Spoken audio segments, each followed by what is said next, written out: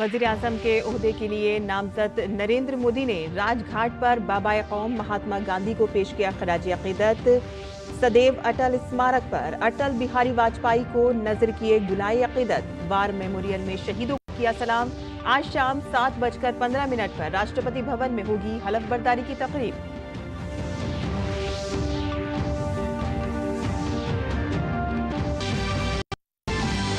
नई हुकूमत की हलफ बर्दारी तकरीब की गवाह बनेंगी मुल्क और बैरून मुल्क की मुअज़्ज़ज़ शख्सियात। पड़ोसी मुमालिक और बहरे हिंद खत्ते के रहनुमा होंगे मेहमान खुसूसी। राष्ट्रपति भवन में मेहमानों के लिए आज रात इशाइये का एहतमाम।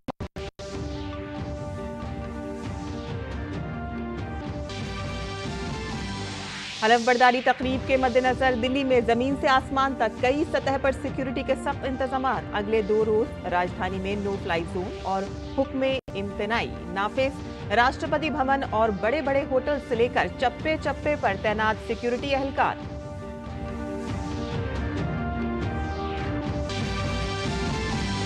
हैदराबाद में आज सरकारी एजाज के साथ अदा होगी रामोजी राव की आखिरी रसूम। भारतीय सहाफती दुनिया की नामवर शख्सियात को नम आंखों से पेश किया जा रहा है खराज अकीदत।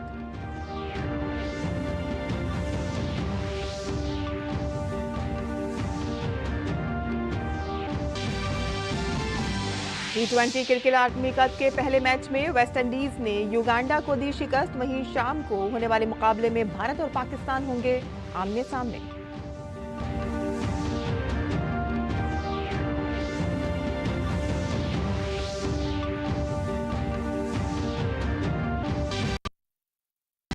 दुनिया की नंबर 1 टेनिस खिलाड़ी पोलैंड की ईगा स्वातनिक ने जीता फ्रेंच ओपन खवातीन सिंगल्स का खिताब। तो वहीं आज होने वाले मर्दों के सिंगल्स के फाइनल में कार्लोस अल्कराज और अलेक्जेंडर ज्यूरिक होंगे आमने सामने।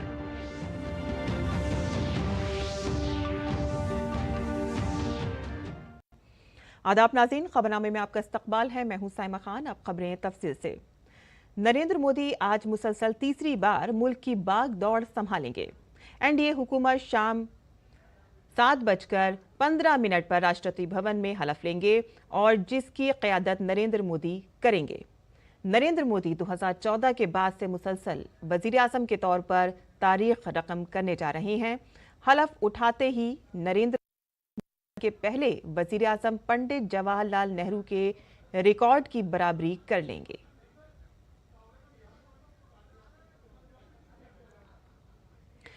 नरेंद्र मोदी 10 साल तक वजीर आज़म रहने के बाद आज मुसलसल तीसरी बार वजीर आज़म के ओहदे का हलफ उठाने जा रहे हैं और इससे कबल वो 13 साल तक गुजरात के वजीर आला।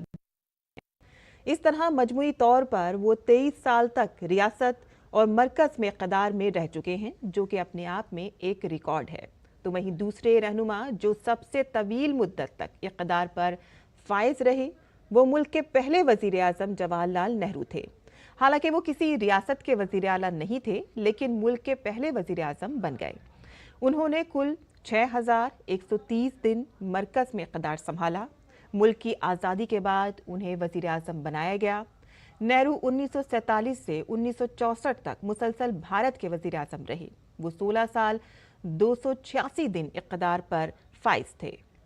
वहीं पार्लिमानी सीट की बात करें तो नरेंद्र मोदी के तीसरी बार वजीर हलफ लेते ही वाराणसी पार्लिमानी सीट की तारीख में एक नए बाब का इजाफा हो जाएगा। वाराणसी यूपी की दूसरी सीट होगी कि जहां से मुसलसल तीसरी बार मुंतखब होने वाला रुकन पार्लियामेंट वजीर आज़म बन जाएगा। और इससे पहले ये रिकॉर्ड प्रयागराज की फूलपुर सीट और मुल्क के पहले वजीर आज़म पंडित जवाहरलाल नेहरू के नाम था। लखनऊ और रायबरेली की सीटें भी वजीर आज़म के ओहदे के लिए खास रही हैं। लखनऊ सीट से इलेक्शन जीतने वाले अटल बिहारी वाजपेयी लगातार 3 बार वजीर आज़म नहीं बन सके, जबकि साबिक वजीर आज़म इंदिरा गांधी मुसलसल 3 बार रायबरेली सीट से इलेक्शन नहीं जीत सकी। यही नहीं, तीसरी बार वजीर आज़म नरेंद्र मोदी की जीत इस लिहाज से भी खास है कि वो भारत के वाहिद लीडर हैं जिन्होंने लगातार 3 इंतखाबात जीते हैं और हर इलेक्शन में अपना वोट शेयरिंग बरकरार रखा है। भारत में अब तक सिर्फ जवाहरलाल नेहरू लगातार 3 इंतखाबात जीतने में कामयाब हो सके हैं। वजीर आज़म नरेंद्र मोदी ऐसा करने वाले नेहरू के बाद दूसरे लीडर हैं। अगर हम वोट फीसद की बात करें तो 1952, 1957 और 1962 के आम इंतखाबात में 45%, 47.8% और 44.7% वोट मिले थे, जबकि नरेंद्र मोदी की क़यादत में एनडीए को 2014, 2019 और 2024 के आम इंतखाबात में 38.5%, 44.9% और 43.82% वोट मिले हैं।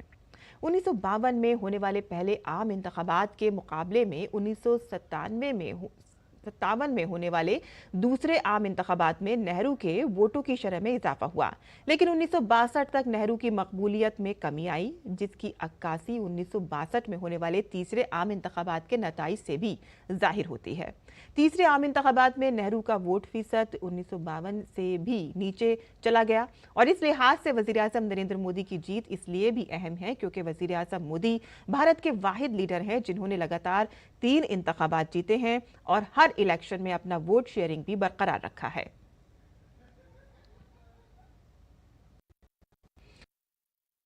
मुसलसल तीसरी बार भारत के वज़ीर-ए-आज़म के तौर पर हलफ लेंगे।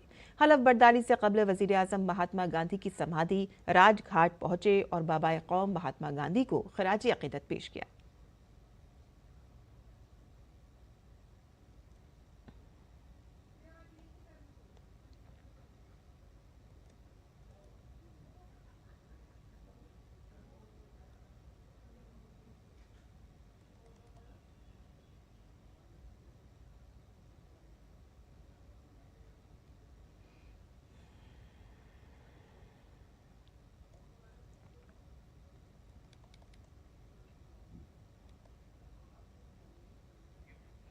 बाबाए कौम महात्मा गांधी को गुलाए अक़ीदत नज़्र करने के बाद वज़ीर-ए-आज़म नरेंद्र मोदी ने साबिक वज़ीर-ए-आज़म अटल बिहारी वाजपेयी की समाधि सदैव अटल पहुंचे और साबिक वज़ीर-ए-आज़म अटल बिहारी वाजपेयी को खिराज अक़ीदत पेश किया।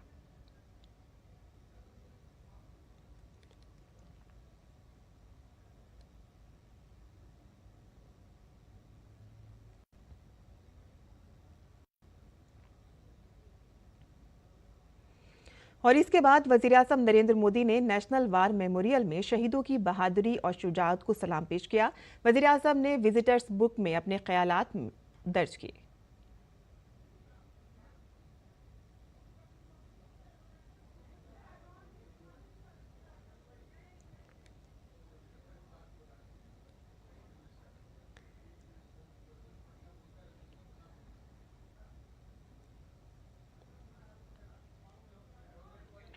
वज़ीर-ए-आज़म की हलफ बर्दारी तकरीब कई लिहाज से बहुत ख़ास होगी। इस तकरीब में जहां एक तरफ दुनिया भर से सरकर्दा रहनुमा शिरकत करेंगे तो वहीं दूसरी जानिब सफाई मुलाजमीन, ख्वाजा सरा और मजदूर भी इस तारीखी लम्हे के गवाह होंगे। और इसके साथ साथ भारत के पड़ोसी ममालिक और बहरे हिंद के खित्ते के रहनुमाओं को भी खुसूसी मेहमानों के तौर पर मदऊ किया गया है।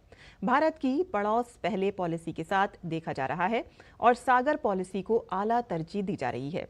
श्रीलंका के सदर रानिल विक्रमसिंघे, मालदीव के सदर डॉक्टर मोहम्मद मुइज़्ज़ू, सेशल्स के वजीर सदर अहमद अफीफ, बांग्लादेश की वज़ीर-ए-आज़म शेख हसीना, मॉरिशस के वज़ीर-ए-आज़म परवीन कुमार जगन्नाथ, नेपाल के वज़ीर-ए-आज़म पुष्प कमल दहल प्रचंड और भूटान के वज़ीर-ए-आज़म शेरिंग टोब्गे और वज़ीर-ए-आज़म की हलफ बर्दारी की तकरीब में शिरकत कर रहे हैं।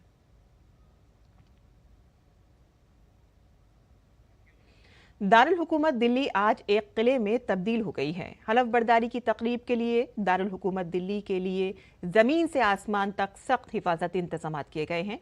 तकरीब के पेश नज़र दिल्ली पुलिस ने 9 और 10 जून के लिए दिल्ली को नो फ्लाई जोन करार दिया है और इम्तनाई अहकामात नाफिज किए हैं। इन 2 दिनों के दौरान paragliders, paramotors, hacking gliders, UAV, UASS, micro light aircraft जैसे जैली रिवायती फिजाई प्लेटफॉर्म की परवाज पर पाबंदी होगी। हलफ बर्दारी की तकरीब राष्ट्रपति भवन में होगी, जिसके लिए राष्ट्रपति भवन में पास माकूल सिक्योरिटी का इंतजाम किया गया है। राष्ट्रपति भवन की हिफाजत के लिए नीम फौजी दस्तों, NSG कमांडोज, ड्रोन्स और स्नाइपर्स की कंपनियां तैनात रहेंगी। राष्ट्रपति भवन कॉम्प्लेक्स के अंदर और बाहर 3 दर्जे की सिक्योरिटी होगी। दिल्ली पुलिस के जवान बाहरी हुदूद में तैनात होंगे और इसके बाद पैरामिलिट्री फोर्स के जवान और राष्ट्रपति भवन के दाखिली सिक्योरिटी एहलकारों को अंदरूनी दायरे में तैनात किया जाएगा। और जिस होटल में गैर मुल्की मेहमान ठहरे हुए हैं, वहां से राष्ट्रपति भवन तक ट्रैफिक और सिक्योरिटी के सख्त इंतजाम किए गए हैं। मशहूर रेत आर्टिस्ट सुदर्शन पटनायक ने वजीर-ए-आज़म नरेंद्र मोदी की हलफबरदारी की तकरीब से पहले रेत से आर्ट वर्क बनाकर वजीर-ए-आज़म को मुबारकबाद दी है। और इस आर्ट वर्क में वजीर-ए-आज़म मोदी ने सफेद रंग का कुर्ता और नीली जैकेट पहने हुए हैं।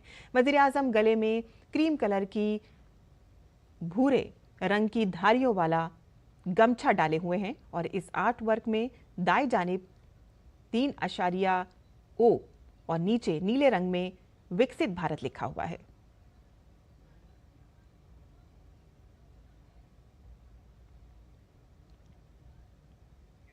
नरेंद्र मोदी मुसलसल तीसरी बार मुल्क के वजीर-ए-आज़म बनने जा रहे हैं। बैनुल-अक़वामी सतह पर इस जीत का क्या मतलब है और इस बारे में JNU के प्रोफेसर गुलशन सचदेवा ने DD न्यूज के नुमाइंदे विशाल बैरिस्टो से खुसूसी बातचीत की है।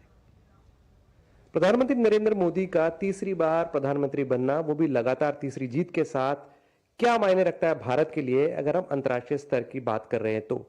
इस पर बातचीत करने के लिए मेरे साथ है प्रोफेसर गुलशन सचदेवा, जो इंटरनेशनल स्टडीज के प्रोफेसर हैं JNU में। हम उनसे पूछते हैं किस तरह से देखते हैं इन चीजों को और खासतौर से इस तीसरी जीत को। वो इस तीसरी जीत के बहुत महत्वपूर्ण मायने हैं, सिर्फ भारत में ही नहीं, क्योंकि भारत एक बहुत बड़ी उभरती हुई ताकत है और जिस रिस्पॉन्सिबिलिटी से भारत ने अपना रोल अदा किया है, हमने देखा है G20 की जो प्रेसिडेंसी लास्ट ईयर यहाँ पे, और जिस तरह से तीसरी दुनिया के देशों को एक निर्णायक लीडरशिप भारत दे रहा है, तो उसमें बहुत सारे पश्चिम के देश, बहुत से विकासशील देश भारत की ओर देख रहे हैं, किस तरह के भारत के अंदर किस तरह का राजनीतिक बदलाव हो रहा है, किस तरह से डेमोक्रेसी यहाँ से और मजबूत हुई है। और भारत की सो इट मीन्स भारत जो है पहले बड़ी अर्थव्यवस्था तो अभी बना है, लेकिन डेमोक्रेसी हमेशा से भारत में रही है, एक बड़ा कंट्री रहा है। आपने कहा सभी देश भारत की तरफ देख रहे हैं। जब हम भारत की बात करते हैं तो प्रधानमंत्री नरेंद्र मोदी किस तरह से देखते हैं उन्होंने जिस तरह से भारत को, उनके नेतृत्व में भारत पांचवी सबसे बड़ी अर्थव्यवस्था बना और उन्होंने कहा कि मेरे तीसरे कार्यकाल में तीसरी सबसे बड़ी अर्थव्यवस्था बनेगा। अब भारत की तरफ पूरी दुनिया की निगाहें इस तरह से इसलिए लगी रहती हैं क्योंकि एक तो भारत एक बहुत बड़ी अर्थव्यवस्था है, जिस तरह से डेमोक्रेसी को भारत मजबूत किए हैं, अपने डेमोक्रेसी की जो संस्थाएं हैं भारत के अंदर, वो एक प्रेरणा है बहुत से विकासशील देशों के लिए। तो आपने सुना प्रोफेसर सचदेवा का कहना है कि प्रधानमंत्री नरेंद्र मोदी की तीसरी और डिसाइसिव जीत न सिर्फ भारत के लिए बल्कि पूरी दुनिया के लिए एक अच्छी खबर है। कैमरामैन योगेश के साथ मैं विशाल बैरिस्टो, DD न्यूज दिल्ली। और नीट 2024 के इम्तिहान के मामले पर NTA की तरफ से DG सुबोध कुमार सिंह का बयान आया है। तलबा की तमाम शिकायत का जवाब देते हुए उन्होंने कहा है कि इस इम्तिहान की सालमियत पर कोई समझौता नहीं किया गया है और कोई पर्चा लीक नहीं हुआ है और इम्तिहानी अमल मुकम्मल तौर पर शफाफ था। ग्रेस मार्क्स के बारे में वजाहत करते हुए उन्होंने कहा है कि कमेटी ने पाया कि कुछ मराकिज़ पर वक्त की बर्बादी हुई है और इसलिए तलबा को मुआवजा दिया जाना चाहिए। एक मारूफ शख्सियत इनाडू और रामोजी फिल्म सिटी के बानी रामोजी राव का कल हैदराबाद, तेलंगाना में इंतकाल हो गया। रामोजी राव हैदराबाद के स्टार अस्पताल में जेर इलाज थे। रामोजी राव को मशहूर मीडिया ब्रेन और मुगल कहा जाता था। एक मुतवस्सित घराने में पैदा हुए रामोजी राव ने तिजारत और फिल्मों की दुनिया में बहुत नाम कमाया। उन्होंने रामोजी ग्रुप की बुनियाद रखी, जिसमें दुनिया का सबसे बड़ा film studio Ramoji film city और इनाडू तेलुगु अखबार भी शामिल है। बहुत सी सुपरहिट तेलुगु फिल्में बनाने का सहरा रामोजी राव को जाता है। 2016 में रामोजी को सहाफत तालीम में उनकी शिराकत के लिए मुल्क का दूसरा सबसे बड़ा शहरी एजाज पद्म विभूषण से नवाजा गया था। वज़ीर-ए-आज़म नरेंद्र मोदी ने रामोजी राव के इंतकाल पर दुख का इजहार किया है। उन्होंने अपने social media platform x post पर लिखा है और ताज़ियत की कि उन्होंने सोशल मीडिया पर एक तस्वीर पोस्ट की है और लिखा कि रामोजी राव के इंतकाल से बहुत दुखी हूं। वो एक दूरदर्श शख्सियत थी जिन्होंने भारतीय मीडिया में इनकलाब बर्पा किया। उनके नुमाया ताउन ने सहाफ़त और फिल्म की दुनिया पर अनमिट नक़ूश छोड़े हैं। अपनी शानदार काविशों के ज़रिए उन्होंने मीडिया और तफरीह की दुनिया में जिद्दत के नए मयारात कायम किए। रामोजी राव भारत की तरक्की के तई पुरजोश थे। मैं खुशकिस्मत हूँ कि उनके साथ बातचीत करने और उनके इल्म से मुस्तफ़ीद होने के बहुत से उनको मौके मिले। मैं इस मुश्किल घड़ी में उनके ख़ानदान, दोस्तों और लातादाद मद्दाहों से ताज़ियत करता हूँ। राजस्थान झटके महसूस किए गए। नेशनल सेंटर फॉर सिस्मोलॉजी के मुताबिक ज़लज़ले की शिद्दत रिएक्टर पैमाने पर 3.9 रिकॉर्ड की गई, तो वहीं इसकी गहराई मीटर थी।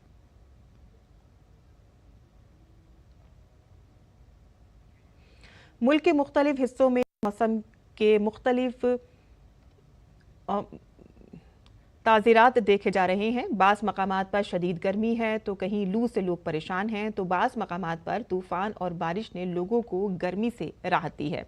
और इसके साथ साथ पहाड़ी इलाकों में गुज़िश्ता चंद रोज़ से मौसम खुशगवार है। दरअसल जुनूब मगरबी मानसून महाराष्ट्र में दाखिल हो गया है। मुंबई में जैसे ही मानसून पहुंच गया, रिमझिम बारिश शुरू हो गई। मुंबई शहर में मूसलाधार बारिश हुई है।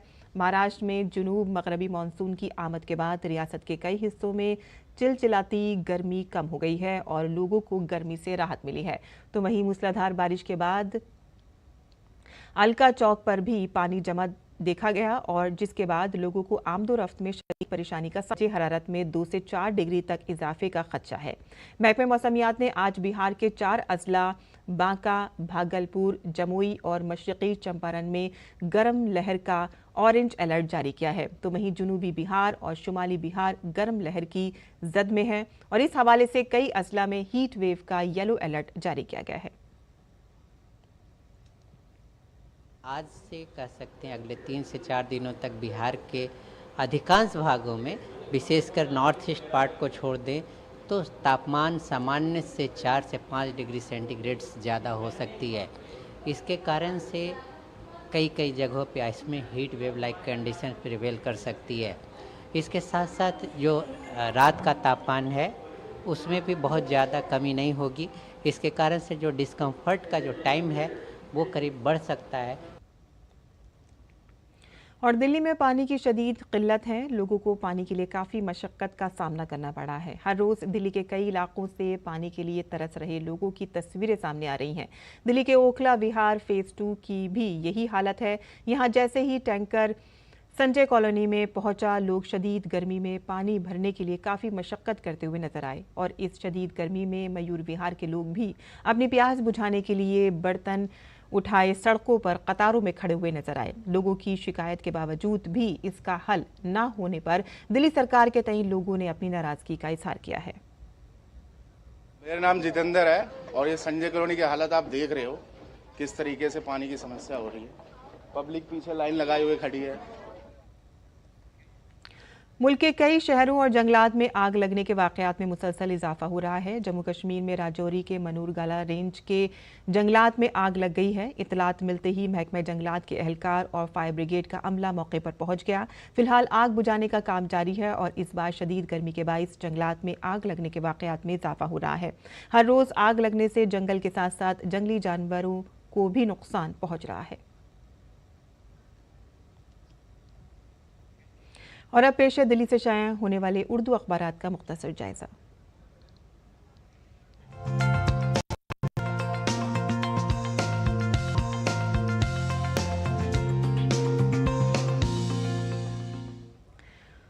तो दिल्ली से शाया होने वाले उर्दू के अखबारात पर नज़र डाल लेते हैं, जहां रोज़नामा इनकलाब की कुछ सुर्खियां हमने यहाँ पर ली हैं। नई हुकूमत की तश्कील आज होने जा रही है तो वजारतों पर अदम इत्तेफाक बरकरार है अभी भी, लेकिन कुछ वजाहत अभी भी होती जा रही है।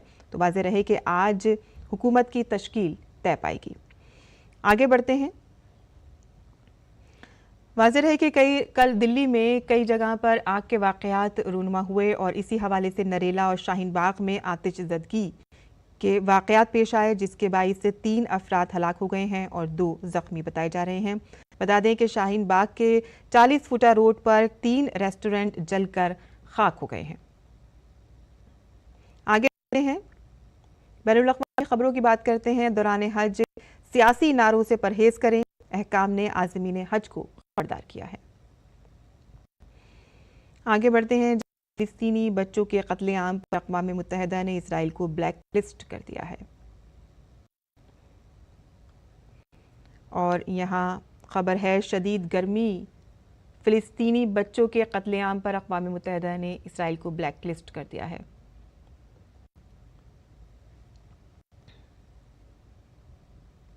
आगे बढ़ते हैं,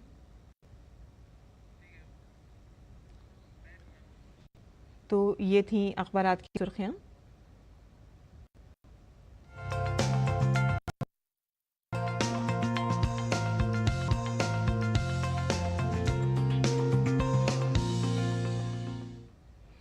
और इजराइल ने इमदादी कार्रवाई के तहत हमास के हाथों यरगमाल बनाए गए 4 अफराद को आज़ाद करा लिया है। ये चारों यरगमाली अक्टूबर से हमास की कैद में थे।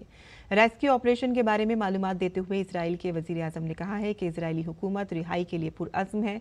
उन्होंने हमास की तरफ से तमाम यरगमालियों की रिहाई की उम्मीद भी जाहिर की है। उन्होंने कहा है कि अगर हमास यरगमालियों को रिहा नहीं करेगी तो हम उन सबको वतन वापस लाने के लिए जो भी करना पड़ेगा वो करेंगे। फिलिस्तीनियों की जानिब से भी इस रेस्क्यू ऑपरेशन पर रद्द अमल सामने आया है। फिलिस्तीनी अफसरों की जानिब से कहा गया है कि इसराइल का ये ऑपरेशन 8 माह से जारी जंग में सबसे खुशी लम्हों से एक था, जिसमें तकरीबन 210 फिलिस्तीनी अफराद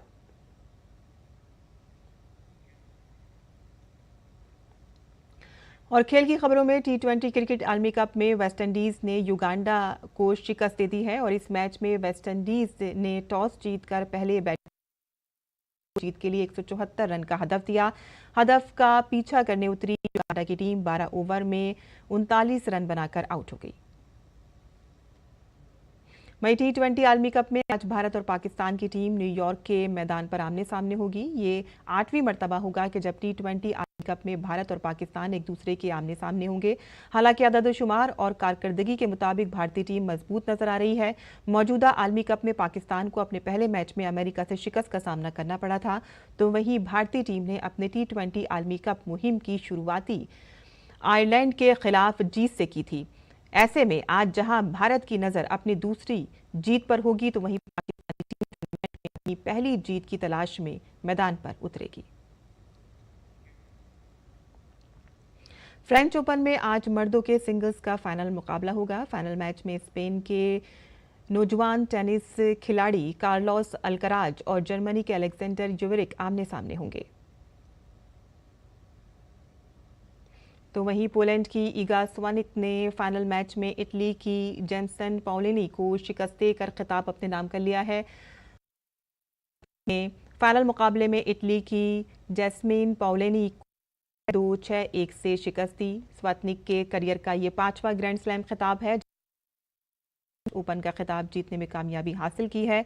पूरे मैच में स्विएटेक अपनी हरीफ पाओलिनी पर गालिब नजर आई और सर्विस अपनी गिरफ्त और अब पेश है मुल्क भर के मौसम का हाल।